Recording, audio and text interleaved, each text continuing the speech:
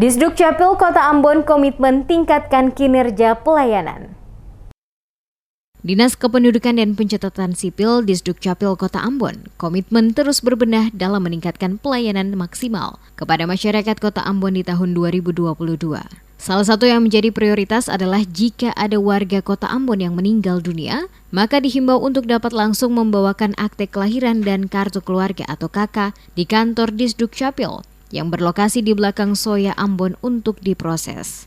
Hal tersebut disampaikan langsung oleh Kepala Disdukcapil Kota Ambon, Seli Haurisa, saat diwawancari tim Demes Media Group di kantor Disdukcapil pada Senin 24 Januari 2022.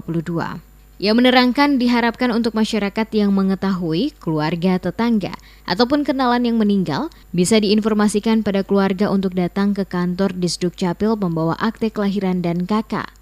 Haurisa memastikan pihaknya akan langsung melakukan proses penerbitan akte kematian untuk selanjutnya petugas akan mengantarkan ke rumah keluarga korban.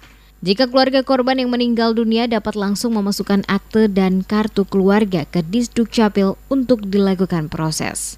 Kadis menambahkan saat ini Disdukcapil akan lebih mengoptimalkan pelayanan di tahun 2022 ini guna memastikan warga Kota Ambon mendapatkan pelayanan lebih maksimal dan lebih cepat, sesuai arahan yang disampaikan oleh Sekretaris Kota Ambon yang telah disampaikan langsung kepada pihak Disdukcapil.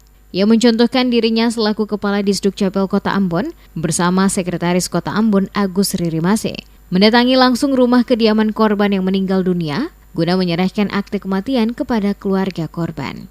Sebenarnya memang dia sudah jalan sebelumnya cuma dia macet ketika ada pandemi dan sebagainya, tapi awal Januari kemarin, tepatnya tanggal 3, kita sudah mengoptimalkan pelayanan secara terintegrasi. Termasuk juga apa yang diharapkan oleh Pak Sekut bahwa ketika ada masyarakat meninggal, pemerintah hadir di situ untuk menyerahkan akta.